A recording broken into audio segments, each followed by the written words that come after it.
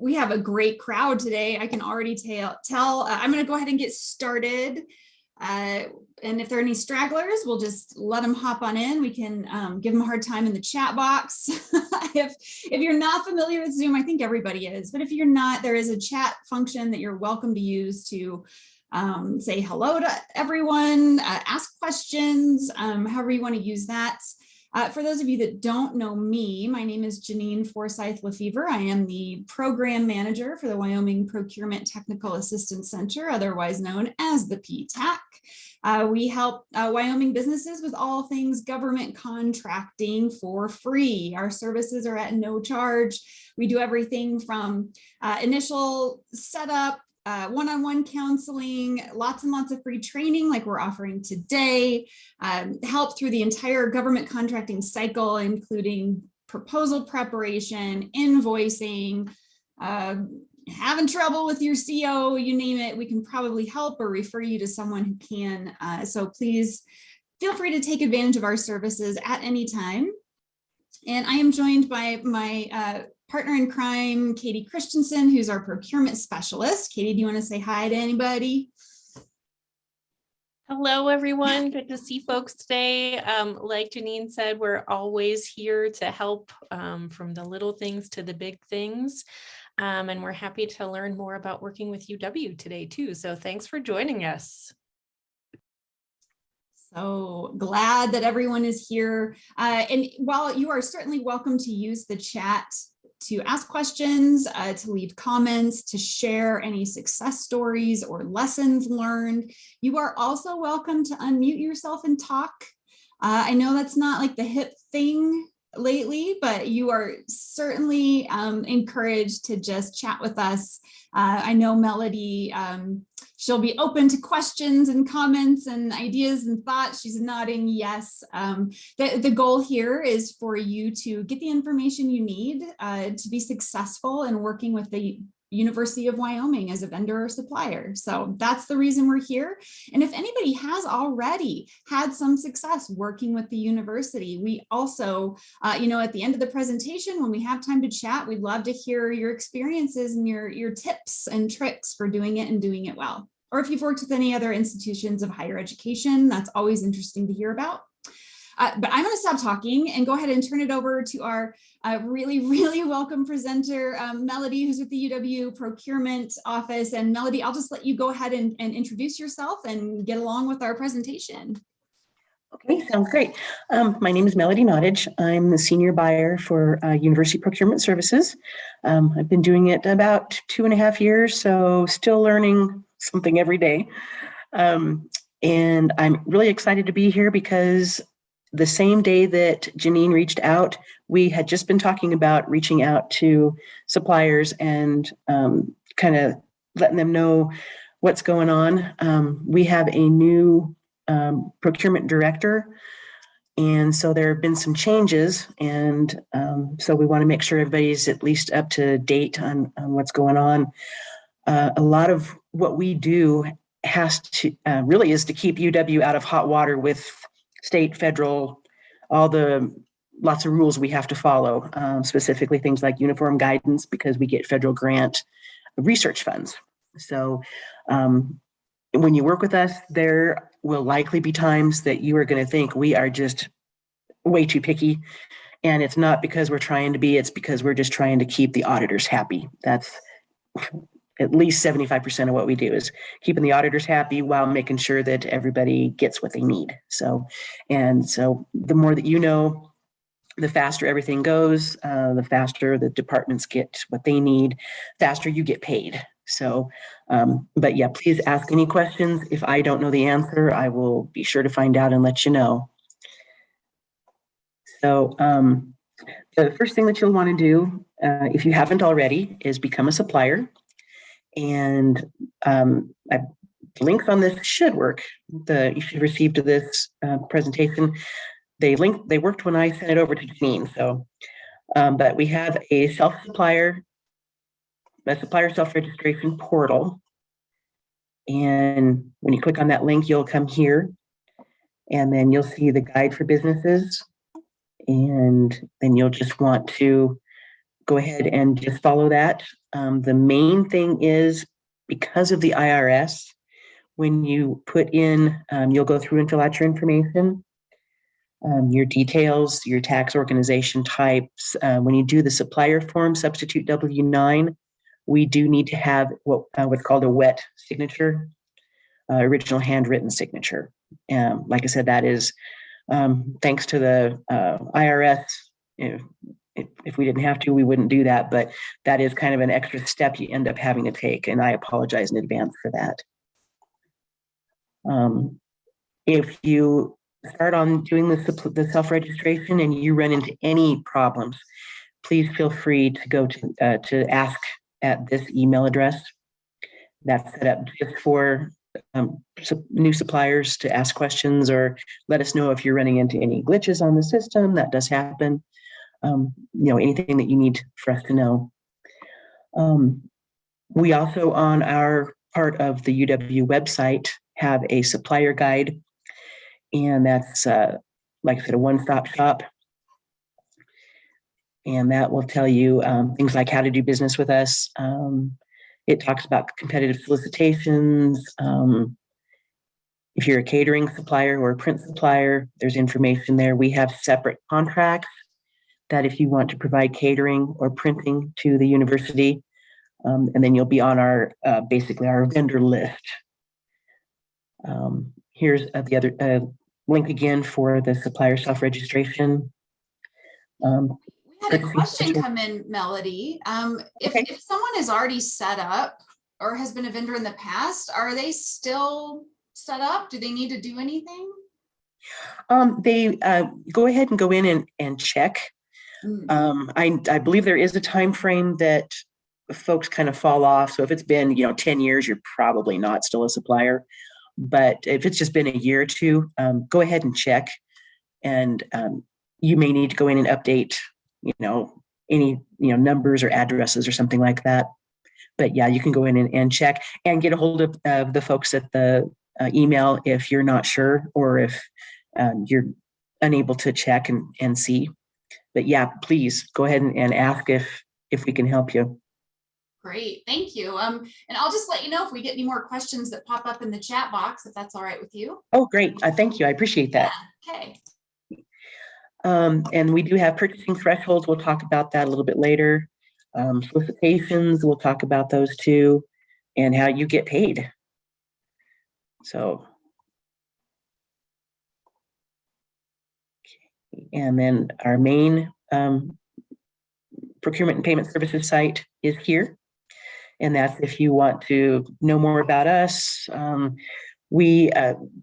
The buyers we do our buying by category or by commodity. So, and we have those listed. So if you are, for example, you provide a professional service, you'll work with me. If you provide something in the scientific area, you would talk to Trinidad Padilla. If you're working with UW operations or software, you talk with Kelly Wooden, and we're all right there. And our phone numbers and email addresses are there also. So we're pretty easy to get a hold of. Resident preference.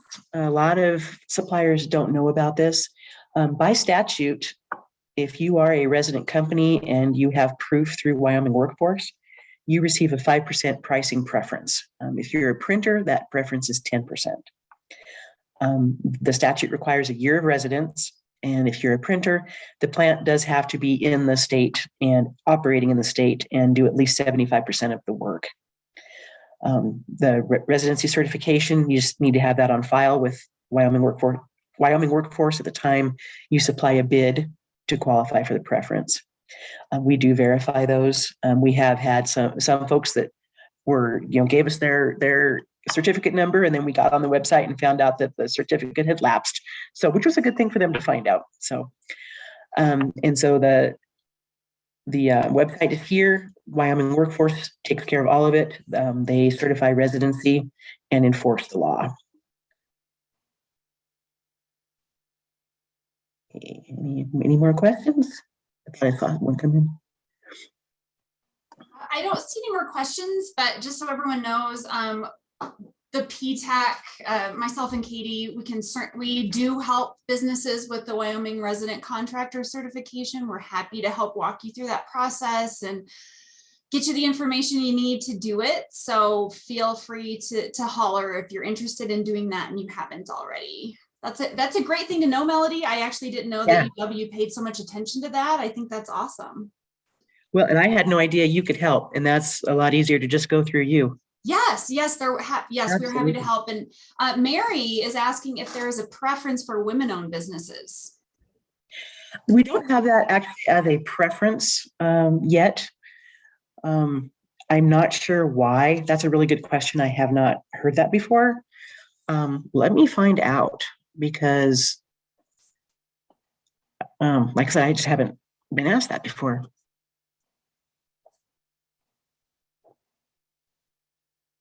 Thank you for bringing that up. I appreciate it.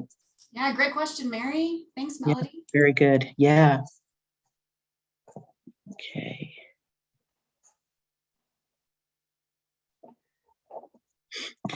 So for the 4 things that we need to go out to bid for,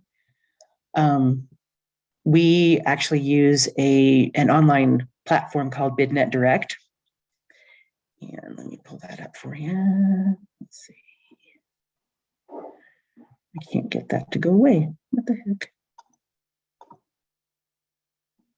Let's click it again. Okay. So when you go into bidnetdirect.com, you'll see a vendor registration button here. And you do have the option of going in with the free plan.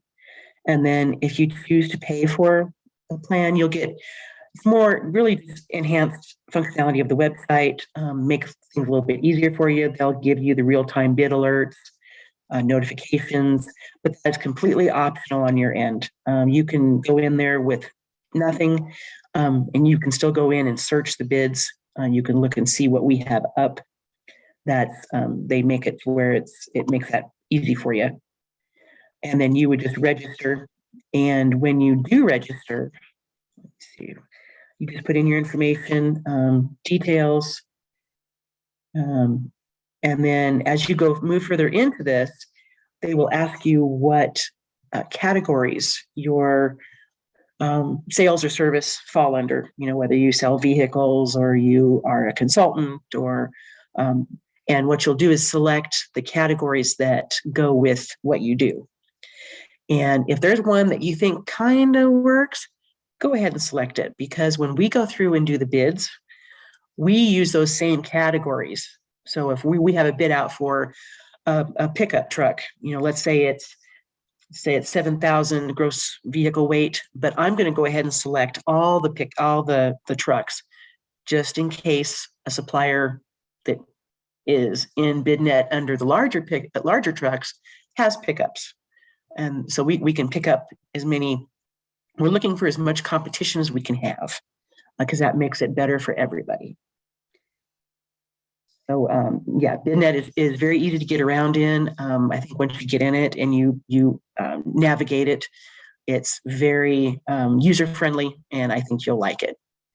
If you happen to do something that would fall under UW operations, which that would be anything for buildings, grounds, maintenance, electrical, that kind of thing. They do their bids and RFPs on a different platform called Public Purchase. And here's their main page. And you can go here to register or over here.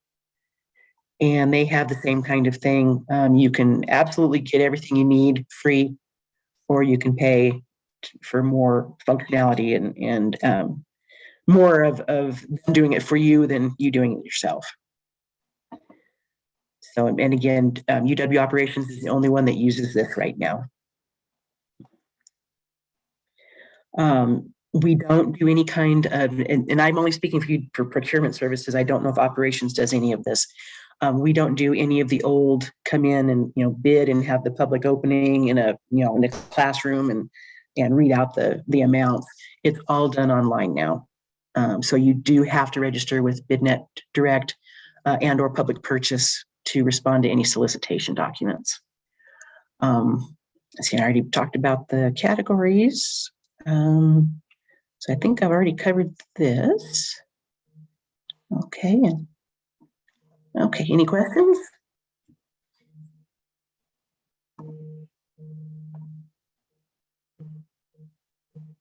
Okay, perfect. And when you do respond to a solicitation, when we post it, we do a period that we accept questions. And so for bids, that's for goods, the time frame is 1 week for questions. And what you'll do is ask your questions in Bidnet Direct, and then at the end of the question, at the end of the acceptance time, we will come back and answer the questions all at once in Bidnet Direct. So everybody, all the suppliers have all the questions. They see them all and they get all the answers. Fair and transparent is really what Bidnet Direct's all about. For RFPs, which are requests for proposal for services, that question acceptance period is 2 weeks. We cannot answer questions because everybody needs to be able to see the questions. So that's why it's all done in one place in Bidnet.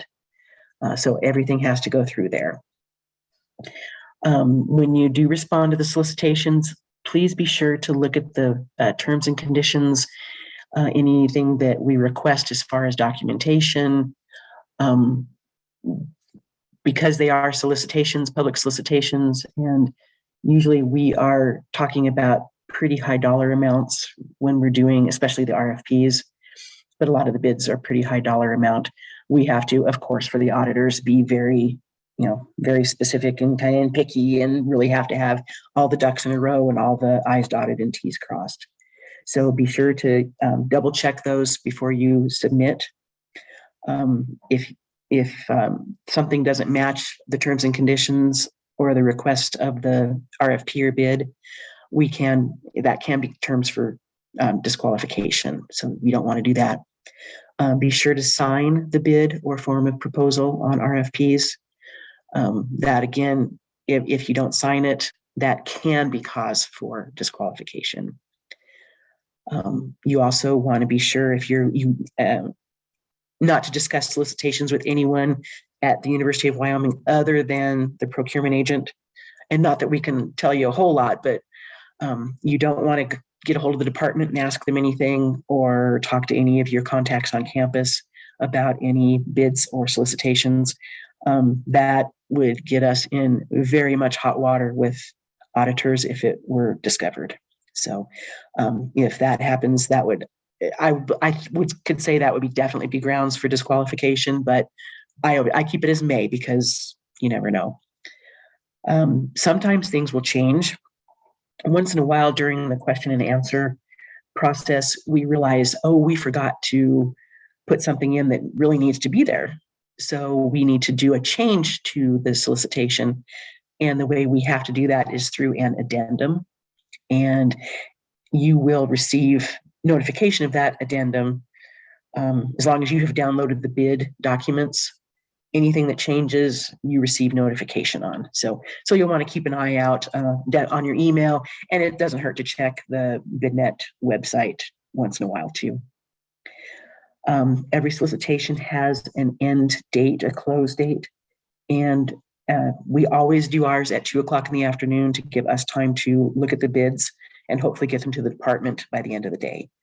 So when the solicitation closes, the platform locks. So be sure to give yourself plenty of time to submit your responses, because there's no way for us to go back in and reopen it, and we cannot accept, if you had 5 documents and you got 4 of them uploaded, there's no way for us to go in or to take that other document. It would be an incomplete bid at that point.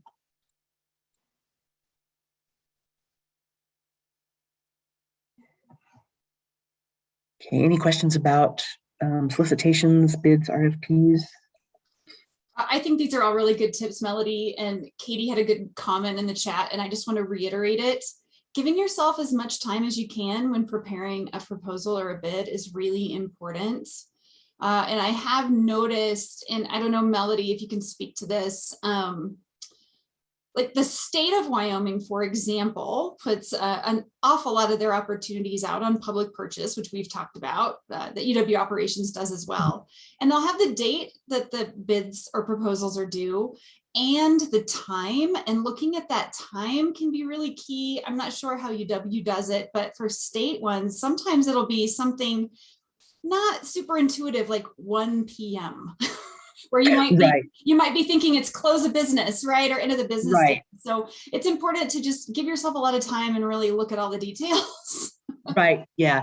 Yeah, definitely. I can't speak for ops. I have not really talked with them about when they close, but ours 95% of the time will close at 2 o'clock. And there again, that's just it, hopefully give us time, especially on bids, to get all the documentation downloaded and sorted out and everything, and hopefully over to the department as soon as possible, so they can start looking at everything. So yes, yeah, definitely because that will lock you down and you can't do anything about it. So yes, definitely be sure to look at your time for close. Yeah, great. Thank you. Yeah, we've had people get caught. So yeah, so we try. And 2 p.m. again, like that's an important detail, because you might just assume, oh, 5 o'clock or whatever. Yeah. Yeah, it's a weird time. I know. It took me a bit to get used to that, because I would always want to put 5 o'clock, end of day. So yeah. One really important thing that even campus sometimes gets caught up in, and again, it's something we have to do. It's what we call the quote and bid threshold policy. And what that is for is dollar amounts of purchases and how they're handled, the documentation that we need for them, all that good stuff. So of course we follow the UW procurement rules, and the quote bid threshold policy is part of that. And this doesn't matter if it's coming from a grant or from our normal funding sources, money from the state or private money, donors. Everything's subject to the same policy. Okay, so, and it is a little bit, it's split out pretty good, but anything if it's under $10,000, and that's for the whole project. So I wouldn't be talking about something that you're going to, part 1 of the project is going to be in January and part 2 is going to be in March, and then part 3 is in May. It's the entire project from start to finish. If it's under $10,000, we don't need any quotes or formal solicitations, but we always tell campus it's a really good idea to get quotes just to make sure you're getting the best deal and the best value for the money. Between $10,000 and $99,999.99, we will ask for a second quote or a bid award. There's also a third thing that they can do called a sole source, but that's a kind of a special case.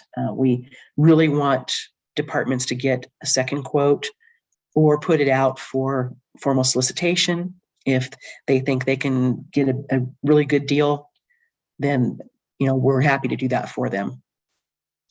And you may be asked for a second quote, and then you may, so if you are asked for a second quote or just ask for a quote, try to put as much value into that as you can. For a lot of things, price is the determining factor, for like something like paper, it is. But especially if you provide a service, price is a driver. It is not the only driver. So whatever you can provide that maybe your competitors don't, this is where your USP would really come in handy. Whatever you can give us that would make you the best value for the money. That's what we're really after, is the value. Because we ask for a second quote or bid award, the purchase can take a little bit longer. So if you can give us any more time to get everything through the channels, that is always very much appreciated. If it's $100,000 or over, then the departments will work with us to do a formal solicitation. That would be either a bid for goods or a request for proposal for services. One thing there's kind of an asterisk here, actually, for the 10,000 to 99,000. The buyer can ask for a solicitation if the buyer feels that that's necessary. That won't happen very often, but it is something that we do have we will do in certain instances. Like I said, not very often, but it can happen. Like I said, the amount considered includes all costs associated with the purchase. So it's not just the whole time frame for the project. It's is there going to be freight? Do you have any training that we need to do? Is there extra cost for a warranty that we may need to get? Does somebody need to come in and do the installation? What's that going to cost? So it's the entire project from start to finish with everything included that makes the project happen, that ensures a successful project. We do have certain exceptions to the policy. We have approximately, I want to say 15 or 17 exceptions. Attorneys, medical services, those are an exception because you're not really going to go out for bid for those things. Agreements with school districts, institutions of higher education. If we do subawards, athletics has game guarantees. Those kind of things are not, we don't have to get the second quotes or bids. So, and if you have any questions about whether what you do falls under that, I'm happy to talk about that. Any questions about the quote bid threshold policy? There will be times that maybe we have a new person on campus that hasn't had much experience with the policy, and they may come back to you and say, oh, we need to get a second quote. And that's why, just so that you know that can happen. And kind of right along with the solicitations and bid threshold policy, that's contracts. Some purchases will typically need a contract, any professional services, maintenance, software, lab agreements. If we're buying technology, often there is a contract. And any contracts that UW is a signatory to need to go through what we call our contracts module on our financial software. And so that can take a little bit of time to get through all the approvals, get it signed. If it's a high dollar contract, it would need to be signed by someone in UW administration. And then, of course, you'll sign it. And then once it's fully executed, which both or all the parties have signed, then the work can begin or the purchase can happen. If it's under $5,000, we don't require a contract at least on professional services. If you require a contract, and it doesn't matter if it's for $1, if you require a contract, we are happy to put that through the contracts module for you and get that going. That's not a problem. The sooner we can do that, the better. Anything that has a terms and conditions, I forgot to put that on here. Anything like software or equipment, terms and conditions, that will have to go through the contracts module no matter what the amount is. But for professional services, under $5,000, we don't need one. Between $5,000 and $9,999.99, the department will ask you to sign a statement of work, which is just kind of a mini contract, just saying that you agree to our policies. Now, if you require a contract, we'll use your contract instead of a statement of work. So you're not going to have to sign both. It'll be either a statement of work or your contract. At 10,000 and over, a contract is required, either yours or ours. Either one is fine. Typically, when we do an RFP, because the RFPs tend to be rather complicated just because of the dollar amount and what they are, a lot of times we would start with your contract because it's easier for our legal to amend yours, or if there's anything that we take issue with, to negotiate on your contract, then it would be for us to start from scratch with a UW contract. It's just easier and faster to use yours if you have one. Let's see. Yep. I think that's pretty much it on contracts. And there again, if you have any questions about that, you're more than welcome to get a hold of us or have the department get a hold of us. Just ask questions about contracts. We're happy to help in any way we can. Okay, now the part you're really here for, huh? Getting paid. So in most cases, UW departments will ask for a quote and obtain a PO number before you can begin work or send over your goods. So please be sure that your quote is complete. We've seen quotes that basically had, fertilizer, the dollar amount. There was no information about the supplier, no terms and conditions, which you don't necessarily have to be there, but it was literally just fertilizer and the amount. So we need a little bit more information than that. Things like item numbers, descriptions, freight handling, if applicable, anything else that we would need to know. And of course, here again, the auditors, anything that we might need to, prove to the auditors. It'll actually make it faster if you have that on the quote to start with. Treat a quote like you would an invoice, and if you can, make it as complete as an invoice would be. As a state of Wyoming entity, UW is exempt from sales, use, and lodging taxes, of course. If we need to put any UW terms on the quote, we our DAP Inco terms 2010, FOB destination, and UW does pay on net 45. So when you send the quote to the department, they will gather all the documentation, do the requisition, and send it to us for approval.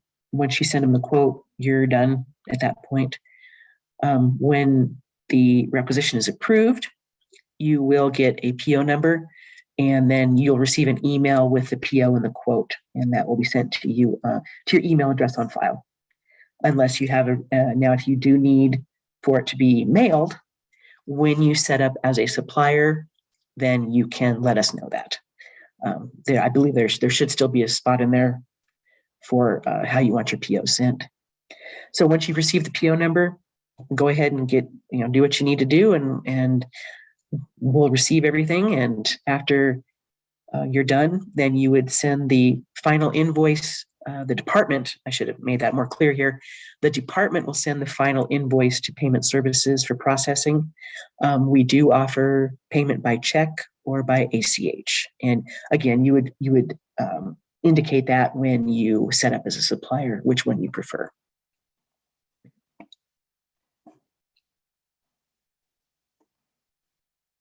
Okay, and please feel free to contact us with questions, comments.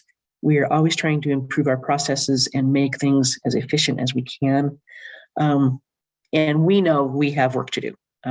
We have so many things pulling at us that we're trying to find that line through the middle to try to keep everybody as happy and paid on time and getting stuff as we can. If you have any questions, the email address right here, that is our general email address. This is our general phone number. And again, if you want to go to the website, this is all about us, who we are. These are our categories and they don't have professional services for me on here, but that I'm professional services also. And we are happy to help in any way we can. And no question is too small or silly. There is no such thing. So we want to help everybody get what they need and get paid. That's really what it boils down to. Okay.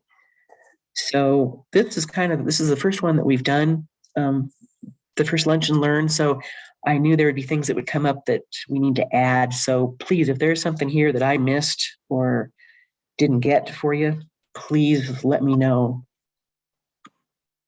Oh, thank you, Melody. This is Janine. I found that incredibly informative and helpful. So yes, everyone is welcome to either put questions in the chat or just unmute.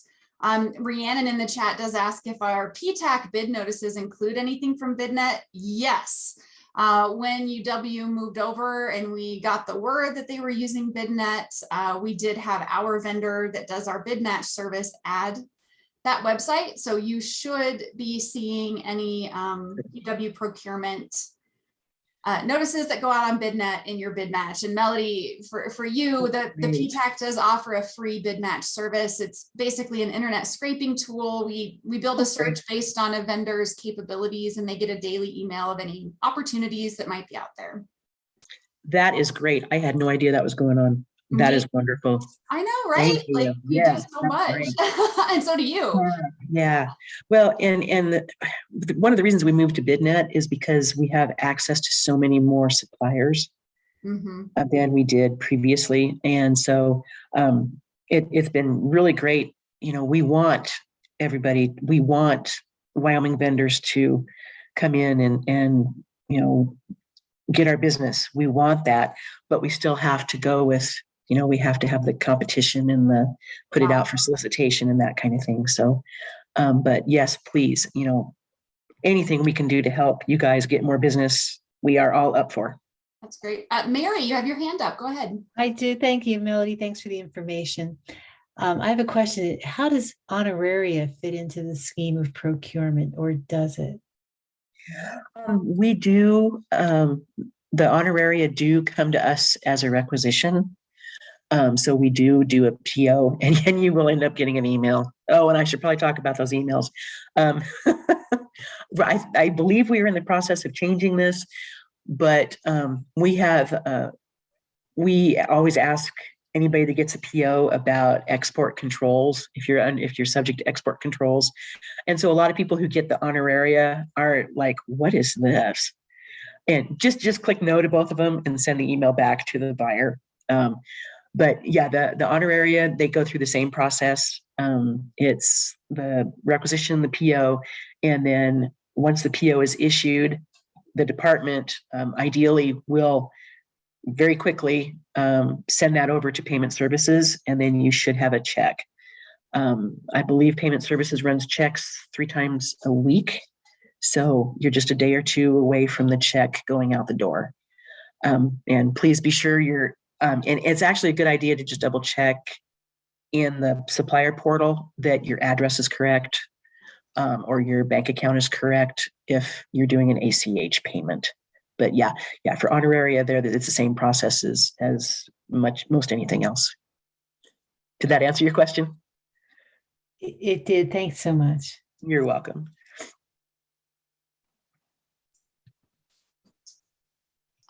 So this is Janine again, and while you all are thinking of any additional questions you have, Melody, I guess what I would like to ask is maybe a more general question of, if you know, what types of goods or services does the university tend to buy a lot of? And also, are there any specialties or capabilities that UW has a hard time finding? Okay. This answer might take a minute. Yeah, it's a big question. So, but we often get questions like that, right? Like, do they buy what I sell? And how many other people are trying to sell what I do? Right. Yeah. So if you go to the procurement, the Who We Are page, this will kind of give you an idea. We do a lot of office supplies, equipment, furniture. We do fuel bids weekly, literally weekly. And those bids, when they go up, they are up for 24 or 48 hours, of course, because fuel is such a volatile commodity. So we are always looking, please, if you're a fuel do fuel, let us know. Furniture, we are always, of course, now that we have buildings going up, furniture does wear out. So furniture is a very common one. Providing travel is very common also. Because we do a lot of research, of course, lab equipment, supplies, hazardous materials, definitely.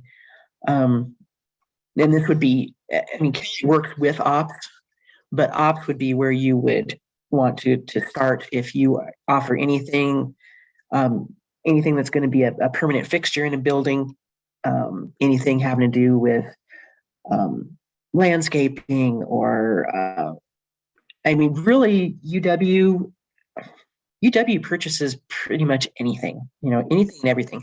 We're talking about a police dog today. So, I mean, we buy that during COVID. It was amazing. All the disinfectant and gloves and things of that nature that we were buying. Athletic supplies, that's a big one. The things we kind of tend to buy a lot at one time. But I put out a bid for toilet paper. I put out a bid for bread for Washakie. Educational recreational supplies, really anything that you would buy for yourself, UW probably buys too, plus some.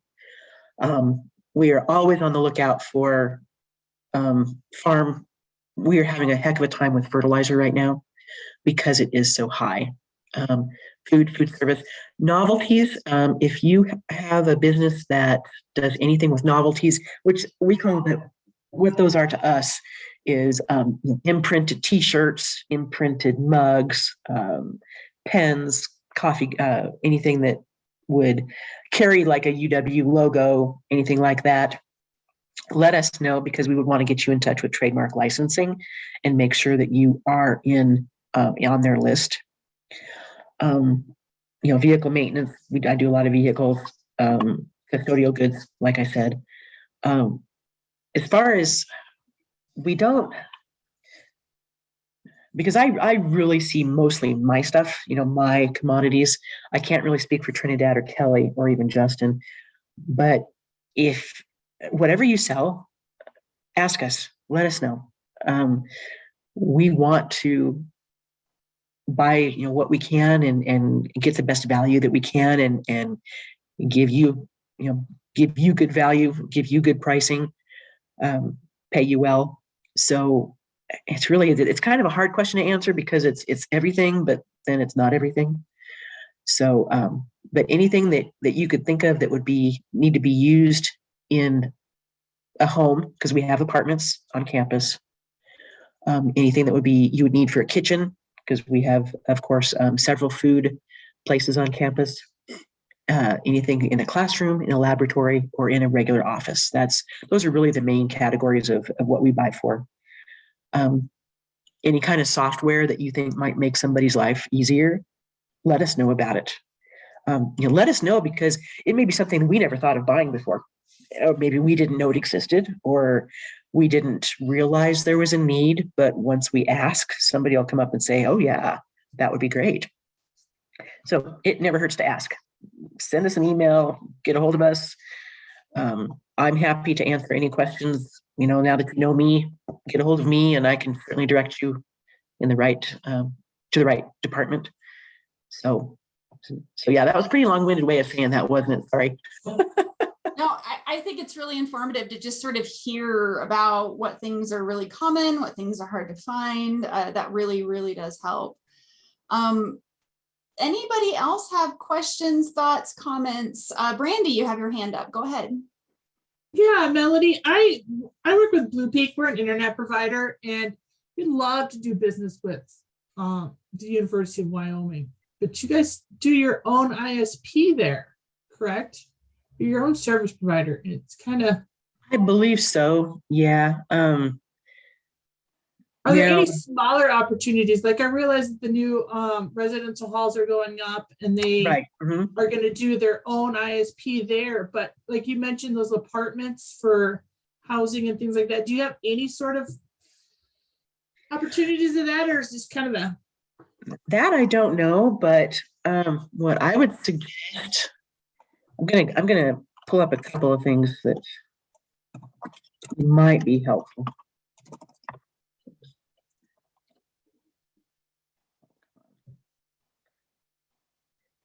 You might want to get a hold of IT, and that's just uyo.edu/infotech. And then you might also want to get a hold of Residence Life, because I don't know how they're fixed for internet right now with the new stuff. And that's just uio.edu/living. And there should be contacts on here. Yeah. And I would get a hold of I would try Kim and see if there's anything for custodial. Nikki is great. She is always on the lookout for new stuff. As far as maintenance stuff, you can get a hold of Todd. And I don't remember, I used to work in Res Life. I don't remember if maintenance falls, I mean, if how much he has to work with ops, but if it's anything maintenance wise, and he might be a useful one to talk to too. No worries. I don't mind shooting around from people, but thank you. I really appreciate it. You're welcome. Oh, and Marvin put an interesting comment in the chat. There might be some off-campus labs that need ISP. That's a great thought. The University of Wyoming has an incredibly large footprint. They have a presence throughout the state. So yeah, that's a great reminder. Yeah, and all the extensions would need internet service.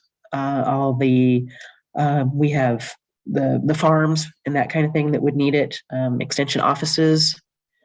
A lot of the extension offices are through the counties, and I believe the counties have to provide the internet. But as far as the farms go, we have farms in Laramie, Lingle, Sheridan, Powell. So they might be worth getting a hold of. And I'd be happy to send you some, if you'd like some emails for folks there too, and you can check with them.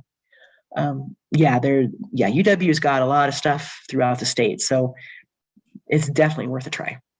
Perfect. Well, thank you, Melody. I'll send you an email, and then if you don't mind sending me that link, I'd appreciate it. Okay. Yep. I sure can.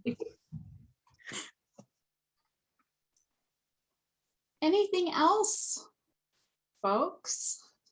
Anything we've missed or we'd like to ask our gracious presenter while she's here with us?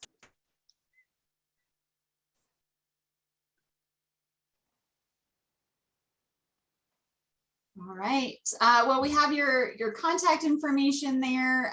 We're so grateful for this. I really feel like, Melody, we should make this a regular thing. Let's just get it on the books. I think this is really helpful for both of our offices and all of our clients, certainly. Deb from the SBA says, great information. Thank you. Thanks for being here, Deb. We appreciate you so much. Jolene, you're welcome. Tamara, very welcome. Marvin, yes, absolutely. Nice to see your name up there. Looking forward to it. And we hope to see you back again soon, Melody. But in the meantime, please know that PTAC is here for any vendors or suppliers that might have questions or just need a little bit of assistance putting together their first bid or proposal or anything like that. We're happy to help. Wyoming resident contractor certification, we can help with those things. And it sounds like the procurement office is incredibly happy to answer any questions you have or help you along the way. So you're never marooned on an island. There's always someone out there who can help. Right. Yeah, absolutely. Yeah, thank you all very much. This was my first one, so I wasn't sure what else we needed to talk about, but it looks like it covered it. And if you think of anything afterwards, just give me a holler. Great. All right, you're welcome, Renee, Becky. Nice to see you all. Yep. All right. Well, we'll let you go for today. But thanks again. Oh, Mary has her hand up. Mary. Oh no, she's applauding. Mary's applauding. Nice. Like, oh, it's a hand. No, it's clapping. Yes. All the applause. All right. Thanks, everybody, so much. Stay tuned. You can always check the Wyoming PTAC website for upcoming training and events. Next week, for those of you that are interested, the link is on our website. And Katie, I don't know if you have time to bring up the link for the STAR meeting. I sure can. Awesome. You might remember, those of you who are old school PTAC fans, back in March, the Wyoming PTAC hosted a roundtable with Northrop Grumman, Effie Warren and a whole bunch of other folks that are working on that Sentinel project, otherwise known as the Ground-Based Strategic Deterrent Project. We're having the second of those STAR roundtables next week on Thursday morning, 8 a.m. This one is hosted by the North Dakota PTAC, but you can register on our website. Katie just put that link. This is an awesome opportunity to hear from some first-tier prime contractors who are working with the Air Force to replace all of those missiles and missile silos that are scattered throughout our region. It's a huge project. They need so much help. They're actively looking for small businesses. So if that sounds like it would be something of interest to you, please join us next week. And of course, that's free, just like everything else we offer. All right. Well, thanks again, Melody. Thanks to everyone who attended, and we'll see you soon. Thank you. Have a good rest of your day. Take care. Bye now. Thanks, everyone. Bye-bye.